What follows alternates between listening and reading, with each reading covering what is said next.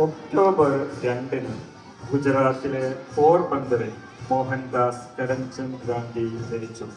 British ഭരണത്തിനെതിരെ ആയുധമെടുക്കാതെ സത്യാഗ്രഹത്തിലൂടെയും അഹിംസയിലൂടെയും പോരാടുകയായിരുന്നു ഗാന്ധിജിയുടെ മാർഗം. നിസ്സഹകരണ പ്രസ്ഥാനം, ഉപ്പു സത്യാഗ്രഹം, ക്വിറ്റ് ഇന്ത്യ സമരം തുടങ്ങിയ നിരവധി പ്രസ്ഥാനങ്ങൾക്ക് നേതൃത്വം നൽകി. രാജ്യത്തെ സാധാരണ ജനങ്ങളെയും സ്വാതന്ത്ര്യ സമരത്തിന്റെ ഭാഗമാക്കുന്നതിൽ ഗാന്ധിജി വലിയ പങ്കുവഹിച്ചു.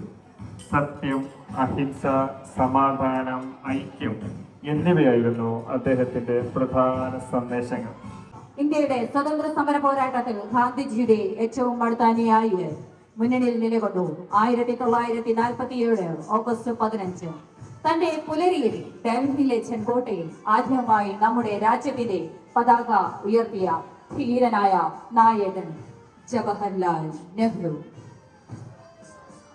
1879 ഫെബ്രുവരി 13 ഹൈദരാബാദിലാണ് സരോജിനി നായിഡു ജനിച്ചത്. ചെറുപ്പം മുതലേ പഠനത്തിലും സാഹിത്യത്തിലും മികവ് പുലർത്തിയ അവർ മനോഹരമായ കവിതകൾ രചിച്ചു.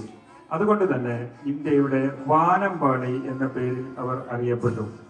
എന്നാൽ കവിതയിൽ മാത്രം ഒതുങ്ങിയിരുന്നില്ല അവരുടെ ജീവിതം.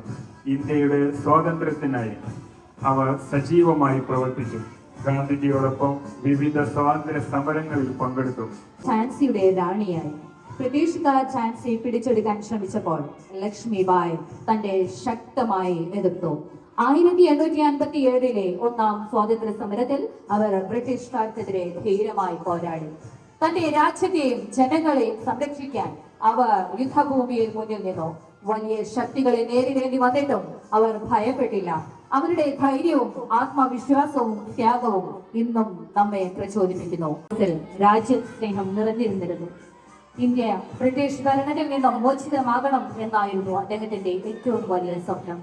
ബ്രിട്ടീഷുകാരുടെ അനീതിക്കും അടിച്ചമർത്തലിനുമെതിരെ ഭഗത് സിംഗ് ശക്തമായി പ്രതികരിച്ചു.